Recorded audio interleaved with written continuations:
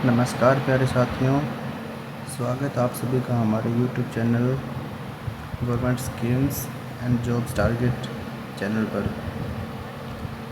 आज हम बात करेंगे हरियाणा सरकार के द्वारा हरियाणा में गरीब परिवारों को बेटी की विदाई पर जो सहायता राशि मुहैया कराई जाती है उसके बारे में, जिसे हम विवाह शगुन योजना के नाम से भी जानते हैं। तो इस वीडियो में विवाह शगुन योजना के बारे में ही बताया जाएगा और कैसे कोई भी अपना विवाह रजिस्टर करा सकता है, यानी कि मैरिज सर्टिफिकेट बनवा सकता है। इसके लिए बातें होती हैं, विवाह पंजीकरण किन लोगों का होता है, क्या क्या डॉक्यूमेंट्स चाहिए होते हैं उनके लिए, और क्या क्या प्रोसेस होता है, कहाँ कहाँ पे जाके किस किस की ज़रूरत पड़ती है, और फिर कैसे हम अपनी शादी रजिस्टर करवा सकते हैं और कैसे हमें कन्यादान मिलता है। तो चलिए वीडियो को शुरू करते हैं। दोस्तों, ये वो डॉक्यूमेंट्स की लिस्ट है जो मैरिज रजिस्ट्रेशन कराने से पहले हमें पूरे करने पड़ते हैं, मतलब कि किन किन डॉक्यूमेंटों की ज़रूरत हमें पड़ती है। तो उसके लिए पहले नंबर पर है आधार कार्ड। इसमें लड़का और लड़की दोनों का आधार कार्ड होना चाहिए। उसके बाद आती है 10वीं की मार्कशीट, 10वीं की मार्कशीट या फिर जन्मपत्री, दोनों में से कोई भी हो, दोनों चल जाएंगे। इनका मेन उद्देश्य सिर्फ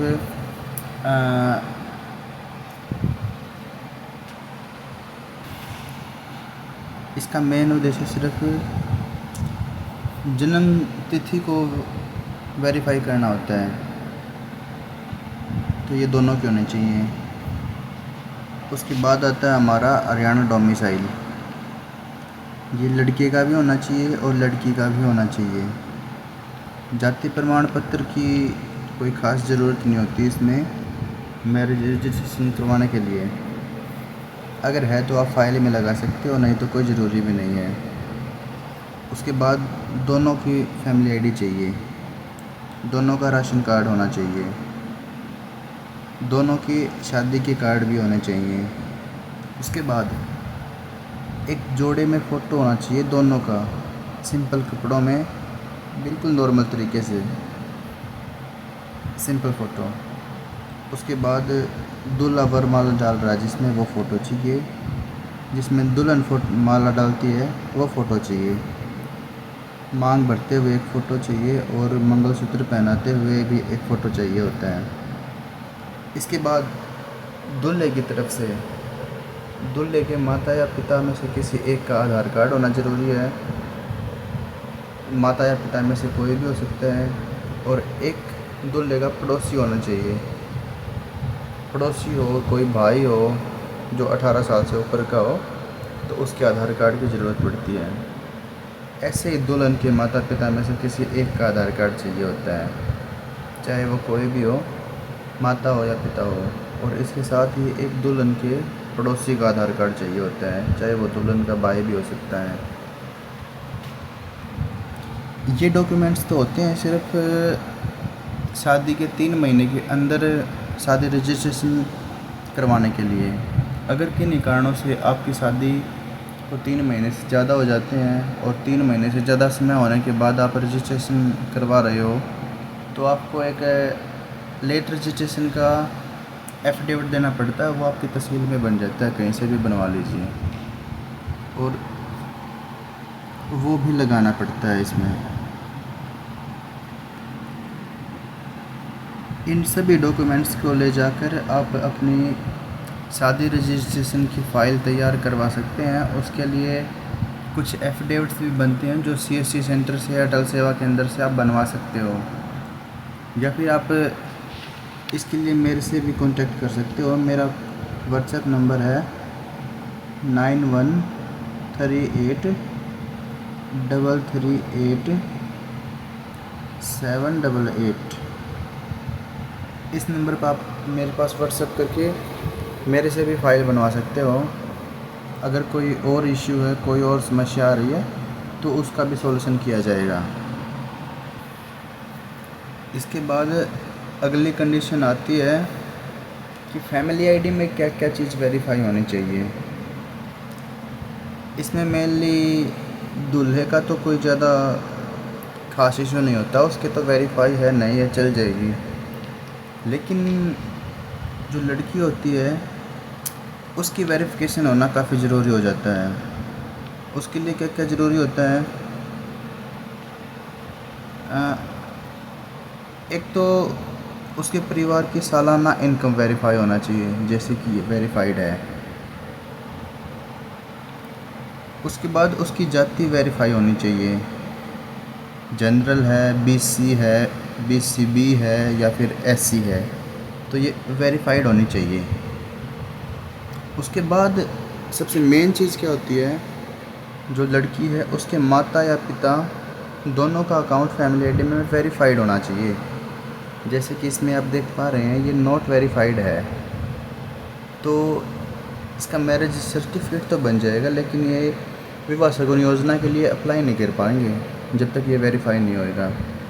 और इसके साथ ही ये भी ज़रूरी नहीं होता कि वो लड़की की माता का ही अकाउंट उठाएगा। ये पोर्टल के ऊपर बात है, ये ऑटोमेटिकली उठाता है, कभी फादर का उठा लेता है, कभी माता का। इसलिए मैं आपको सुझाव दूंगा कि माता और पिता दोनों का ही अकाउंट नंबर आप वेरीफाई कराएं। इसके बाद बात आती है किस कैटेगरी के परिवार को कितनी धनराशि मुहैया कराई जाती है हरियाणा सरकार के द्वारा। तो आइए उसके बारे में हम बात करते हैं।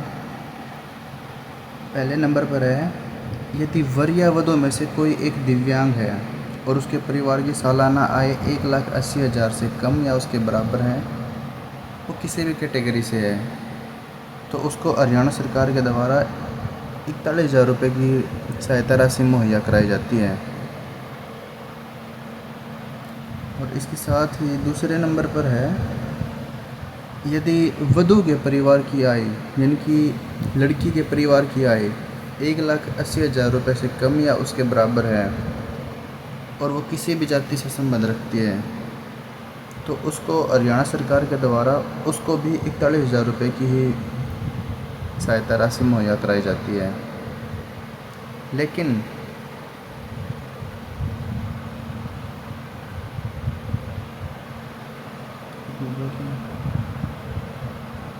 लेकिन यदि वर या वधू दोनों दिव्यांग हैं और परिवार की सालाना आय 1,80,000 रुपये या उससे कम है, तो उसको 51,000 रुपये की सहायता राशि मुहैया कराई जाती है। या फिर वो किसी भी कैटेगरी से हों, जो लड़की है उसकी माँ विधवा हो या फिर वो लड़की खुद निराश्रित हो, अनाथ लड़की हो, जिसके परिवार की आय 1,80,000 से कम या उसके बराबर है, तो उसको हरियाणा सरकार के द्वारा 51,000 रुपये की सहायता राशि मुहैया कराई जाती है। लास्ट में आता है, यदि वो लड़की SC, ST, DNT टपरीवास है और परिवार की सालाना आय 1,80,000 रुपये से कम या उसके बराबर है, तो उसको हरियाणा सरकार के द्वारा 71,000 रुपये की सहायता राशि मुहैया कराई जाती है। तो जो भी SC, ST समुदाय के लोग होते हैं उनको 71,000 रुपये प्रदान किए जाते हैं। तो इस वीडियो में ये सब जानकारी थी जो आपको देनी थी।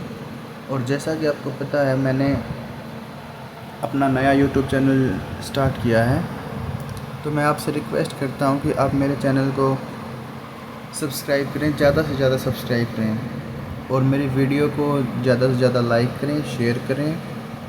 कोई भी आपका इशू है, कोई भी डाउट है, तो आप कमेंट करके मेरे से पूछ सकते हैं या फिर मेरे WhatsApp नंबर जो मैंने इसमें दे रखा है,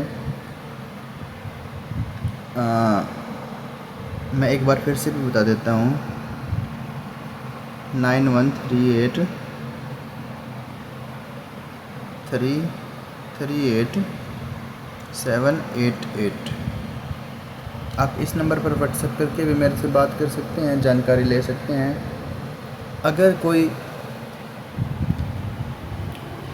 आप लोगों में से कोई भी शादी की फ़ाइल बनवाना चाहे तो भी आप मेरे से कांटेक्ट कर सकते हैं। ये जानकारी कैसे लगी उसके बारे में भी ज़रूर बताना, और बस इतनी सी रिक्वेस्ट है, मेरे चैनल को सब्सक्राइब ज़रूर करना दोस्तों, ठीक है। कोशिश करेंगे आगे भी आपको अच्छी से अच्छी जानकारी दें और सरकारी योजनाओं के प्रति आपको जागरूक करें। धन्यवाद।